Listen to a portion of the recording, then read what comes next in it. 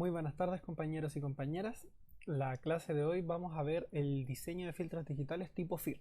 Ya, la gracia de los filtros digitales tipo FIR es que presentan una respuesta finita ante el impulso. Más adelante vamos a ver lo que son los filtros IR que presentan una respuesta infinita ante el impulso.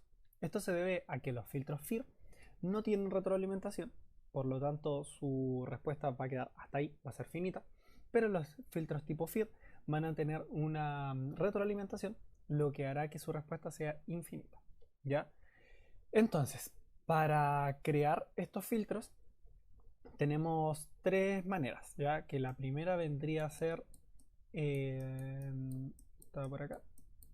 La primera es el método de la ventana.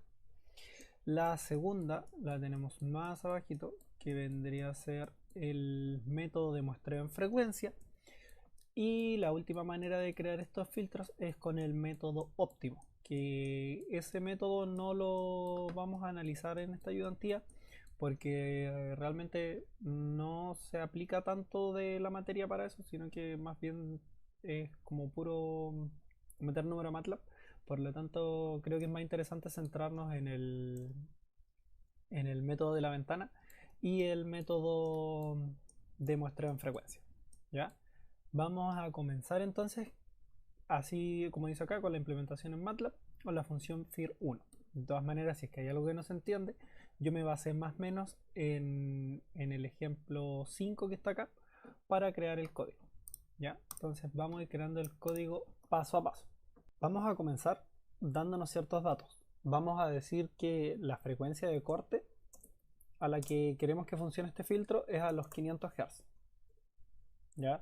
Que queremos una atenuación de 30 decibeles desde los 600 Hz.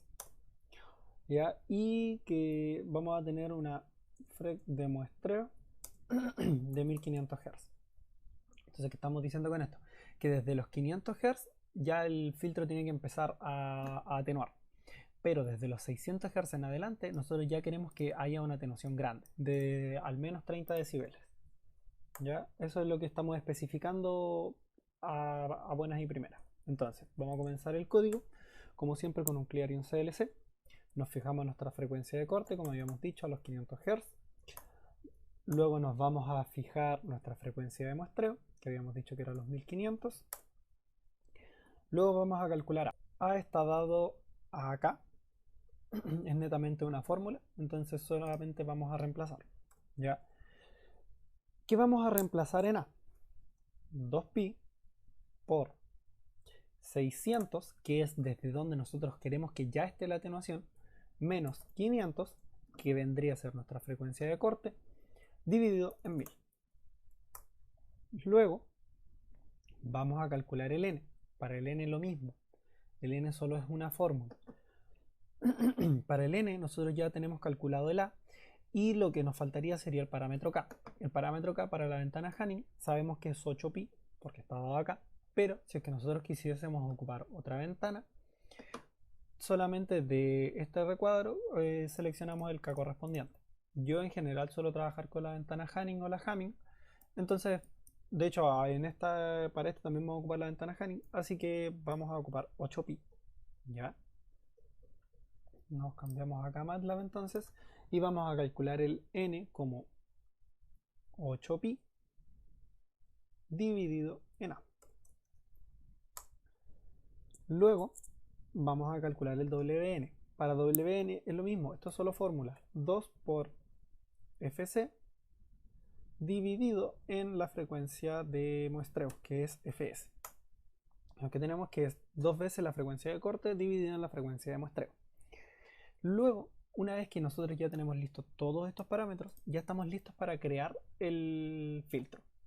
¿Cómo diseñamos el filtro? Vamos a decir que al filtro le vamos a llamar B y vamos a hacer que se cree con la función FIR1 de, acá vamos a poner el n, luego vamos a poner WN y luego vamos a poner la ventana Hanning. Que la ventana Hanning es importante que tenga como argumento el mismo número n. Ya corremos esto para ver que esté funcionando todo bien. Ya, no funcionó el código porque esto tiene que ser n-1. Ya, por lo que le he explicado hartas veces antes, que MATLAB en general suele tener ciertas consideraciones donde hay algunas en las que aplica el 0, hay algunas en las que no. Entonces, para estos casos del FIR 1, es importante que el n sea n-1. Ya, corremos el código y vemos que ahora sí corre sin problema. Entonces, vamos a hacer un stem b, que con esta manera lo que vamos a hacer es mostrar el gráfico para poder verlo. Y vemos que nuestro filtro tiene esta forma. Está bien, es un filtro común y corriente, pero vemos que concuerda más o menos con las formas que tenemos conocidas por los filtros. Entonces vamos a dejar ese stem ahí. Y ahora, una vez que ya tenemos diseñado el filtro, aquí vamos a dejar como comentario que realmente aquí es donde diseñamos el filtro. Ahora lo que vamos a hacer es calcular la respuesta del filtro para ver cómo se comporta y si realmente estamos cumpliendo o no con lo que queríamos hacer. Entonces nos vamos a dar un vector de frecuencias y vamos a ir en frecuencias que vaya desde 0 hasta 1023. ¿Qué vamos a hacer con eso? Vamos a ir saltando de 1 en 1 en la frecuencia y vamos a tener 1024 datos. Después voy a tener que ocupar la función frexz. Como voy a tener que ocupar la función frexz, siempre es mejor que los números estén en potencias de 2. ¿Ya? Por eso es que me doy 1023. Además, como voy a ver desde los 0 hasta los 600 o 1000 Hz más o menos, que es una buena banda de interés, es por eso que me doy ese número de frecuencia. Luego, H mayúscula, vamos a calcular el frexz de v, 1, f, fs. ¿Qué estoy haciendo con esto? Estoy calculando la respuesta impulso de nuestro filtro. Con el 1 calculo la respuesta impulso a estas frecuencias y a esta tasa de muestreo. Ya, eso es lo que estoy haciendo ahí. Luego vamos a plotear directamente esto. Pero para plotearlo, primero vamos acá a hacer un subplot 211 y acá subplot 212. Estoy haciendo esto para poder mostrar los dos gráficos en una misma ventana ya. Entonces ahora vamos a graficar en escala logarítmica y f, el valor absoluto de h. Recuerden que h, al ser la respuesta impulso de este filtro, va a tener siempre componentes tanto reales como imaginarias. Entonces es importante que en alguna parte del código le saquemos el valor absoluto. Aquí lo estoy haciendo dentro del mismo ploteo, pero puede ser cuando ustedes quieran. Ya, entonces corremos esto y vemos que tenemos estas formas. Ya la forma del filtro ya la vimos recién. Y ahora, esta es nuestra respuesta del filtro. Pero, ojo con esto, porque si es que nosotros lo vemos así, nosotros decimos, esta no es la respuesta normal de un filtro. Es netamente porque hasta acá no funciona el espectro. Luego el espectro lo único que hace es repetirse. Entonces, vamos a fijarnos frecuencias desde 0 hasta 750 en el eje X. Y en el eje Y vemos que está escalado desde 0 hasta por 10 a la menos 20. Es demasiado. Fijémonos solamente hasta por 10 a la menos 5. Entonces, para hacer esto vamos a hacer un axis que vamos a ir desde 0 hasta los 750. Y en el eje Y vamos a ir desde 1 por 10 a la menos 6 hasta, digamos que 5, para poder ver la línea superior. Esto tiene que ir entre corchetes cuadrados. Hacemos esto acá, ponemos esto acá y corremos el código. Ya con esto, ahora sí estamos viendo la respuesta impulso de nuestro filtro. Vemos que se comporta completamente continuo para las frecuencias más bajas que 500. Desde 500 ya comienza la frecuencia de corte y a los 600 ya tenemos una atenuación bastante grande, ya que está al orden de las 1000 veces. Entonces, al estar atenuando al orden de las 1000 veces, estamos completamente bien y sabemos que está atenuando lo que queríamos. Así que eso sería con respecto al diseño de filtro por la ventana. ¿Ya? Eso es. Ahora vamos a pasar más acá abajito al método de muestreo en frecuencia. Para el método de muestreo en frecuencia me basé en el ejemplo 7, por si es que después quieren comparar algo de lo que hice con lo que está en el ejercicio del profesor. Me costó bastante hacer mi filtro con este método, ¿ya? Así que si es que ustedes quieren probar en sus casas hacer sus propios filtros, espero que les sirva esta guía como paso a paso de lo que estoy haciendo, ¿ya? Entonces primero vamos a borrar acá. Y entonces, para empezar, nos vamos a dar ciertos parámetros, igual que para el caso anterior, que van a ser los parámetros para los cuales nosotros queremos crear nuestro filtro. Entonces, primero nos vamos a decir que nuestra frecuencia de corte va a ser igual a 7 por pi dividido en 10. Luego les explico por qué llegué a esa frecuencia de corte, ¿ya? Y un n igual a 40, ya. Este n yo me lo elegí aleatoriamente. El FC en estricto rigor también. Pero cuando nosotros trabajamos con el método de muestreo en frecuencia, lo que nosotros vamos a hacer es lo siguiente, que es que vamos a tener que crearnos nosotros mismos este vector, ¿ya? Que este vector va a estar dado en la frecuencia. Entonces, nosotros vamos a querer llegar a esto, pero en la frecuencia. Entonces, cuando nosotros nos creemos nuestro vector, ya vamos a estar al tiro en ese dominio, ¿ya? Entonces, ¿qué fue lo que hice yo? Como estaba trabajando con un vector de 40 muestras, yo solamente voy a trabajar sobre n medios. Ya todo lo que pase de n medios para adelante, eso se trabaja aparte. Yo voy a trabajar con n medios. Entonces, ¿qué fue lo que hice yo? Yo me di un vector que yo dije, voy a crear algo que llegue hasta el 70% de 20. Ya, tal vez suena un poco complicado explicarlo así, pero el 70% de 20 sería 20 por el 0.7 y esos son 14. Entonces voy a crear 14 muestras que sean 1, 4, 5, 6, 7, 8, 9, 10, 11, 12, 13, 14, pero necesito llegar hasta n medios. Tengo 14 muestras, n medios es 20, entonces voy a sumar 6 muestras que sean 0. 1, 2, 3, 4, 5 y 6. Y ese vendría a ser mi vector de interés, que sería exactamente lo mismo que hizo el profe acá, solo que él se dio este vector para n medios. Entonces ahí es más fácil calcular cuántos unos y cuántos ceros. Yo simplemente dije que quería llegar hasta el 70% de pi, que sería lo mismo que decir 7 pi décimos. Entonces, vamos a crear ese vector. Ese vector lo vamos a crear como h mayúscula. Lo creamos como h mayúscula ya que sabemos que esto ya está en la frecuencia.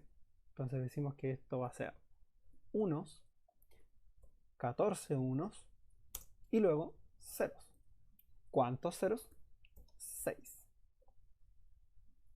Entonces con esta representación lo que estoy diciendo es que me cree un vector que sea solamente de una fila, donde primero rellene con 14 unos y luego con 6 ceros. Ya. Vamos a plotear esto. Stem H. Lo ploteamos y vemos que efectivamente esto justamente es de lo que estaba hablando. Ya. Vamos a comenzar con un clear y con CLC. Acá punto y coma. Entonces, ¿qué tenemos que hacer ahora? Si es que nosotros nos vamos acá al código del profesor, nosotros vamos a ver que una vez que nosotros hagamos este vector que les digo yo, vamos a necesitar también las frecuencias negativas.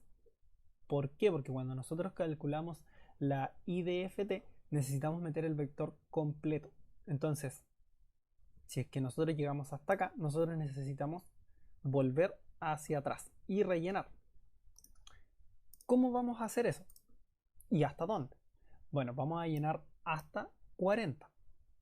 Entonces, vamos a crear un ciclo for que comience en i igual a un contador y que llegue hasta n. Ya, hasta aquí puede parecer un poco extraño, pero entonces primero tenemos que fijarnos nuestro contador. Y vamos a decir que el contador queremos que comience en n medios. Tiene sentido que el contador comience en n medios, porque nosotros sabemos que desde la muestra 20 en adelante nosotros queremos hacer algo. ¿Y qué es ese algo? Es, como les había explicado antes, es hacer que esta muestra pase para acá, esta muestra pase para acá. Entonces, si nos fijamos exclusivamente en el centro como tal, no queremos que el centro se nos mueva. Entonces, vamos a comenzar desde la más 1. Ahora, ¿qué vamos a hacer? Vamos a decir que nuestra salida en la posición I, es decir, en la posición I vamos a ir avanzando hacia acá, va a tener que ser igual a h del contador. Entonces, ¿qué estamos haciendo?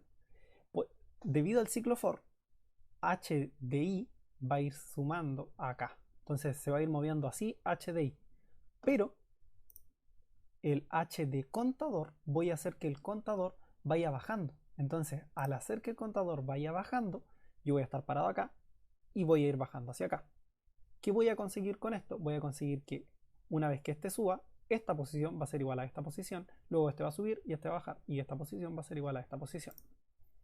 Entonces, aquí decimos que contador va a ser igual a contador menos 1. Y terminamos el ciclo for. ¿Ya?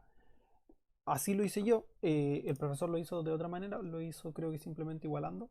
Sí, lo hizo simplemente igualando.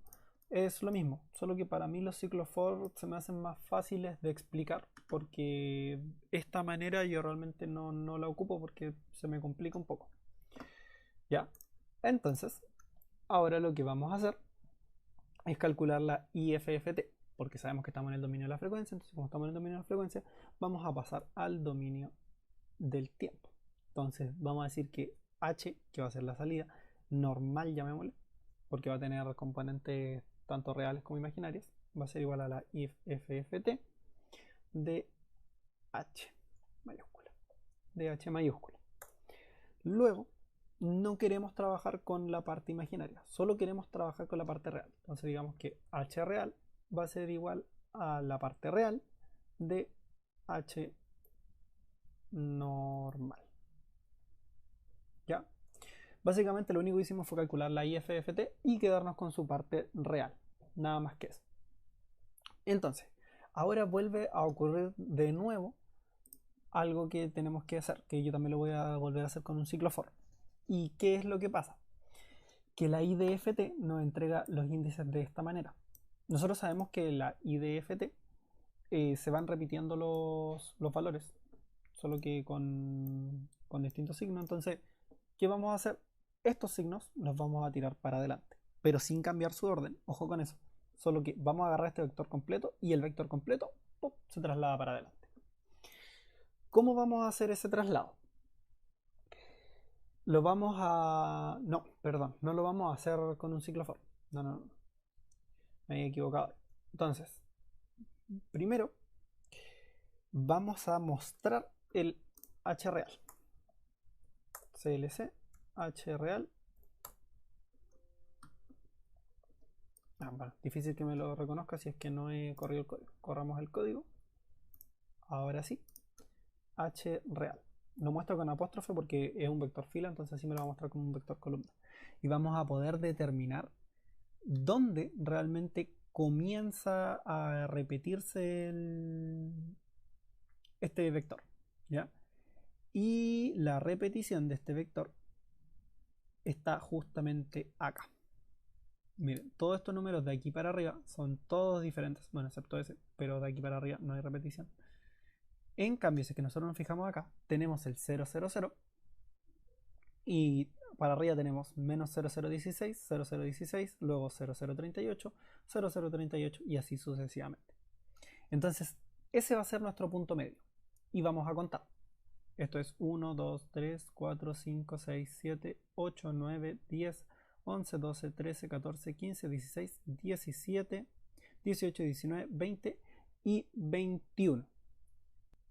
Entonces, desde la muestra 22 en adelante, simplemente todas estas muestras las vamos a correr al principio y luego todas estas muestras hasta acá las vamos a correr al final, pero como bloques completos.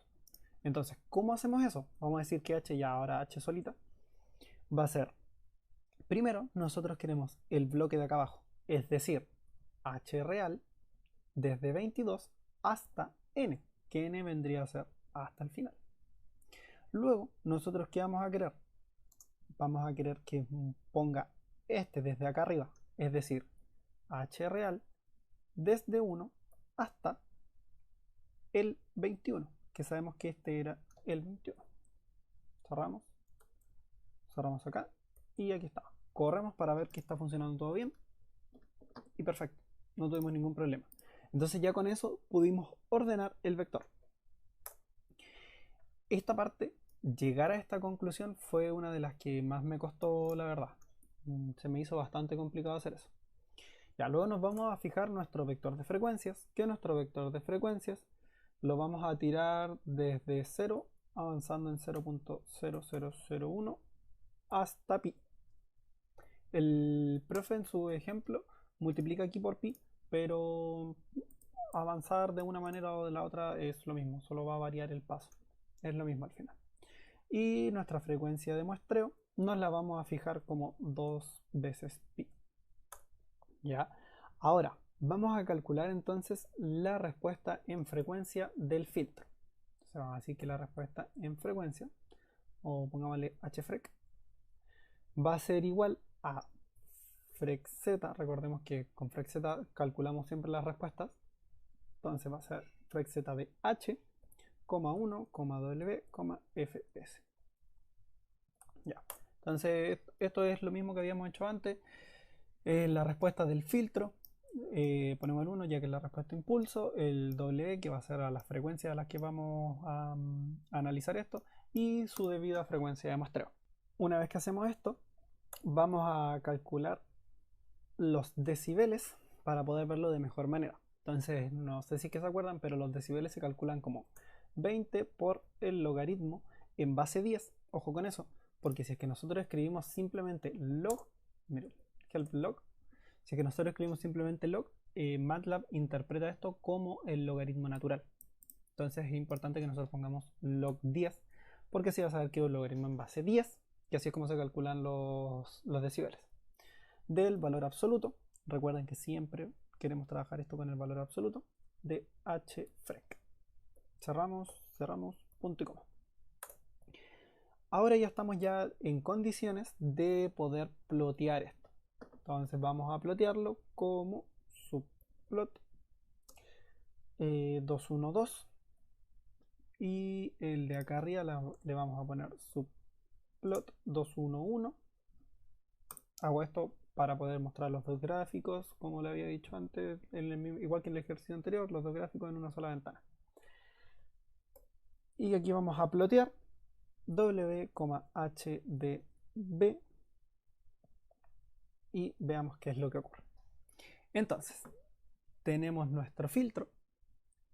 Acá el profe lo que hizo fue dividir por pi para poder ver acá esto en una escala diferente. Miren, si se dan cuenta aquí llegamos hasta 3,14. 3,14 que vendría a ser pi. Pero si es que yo divido acá por pi,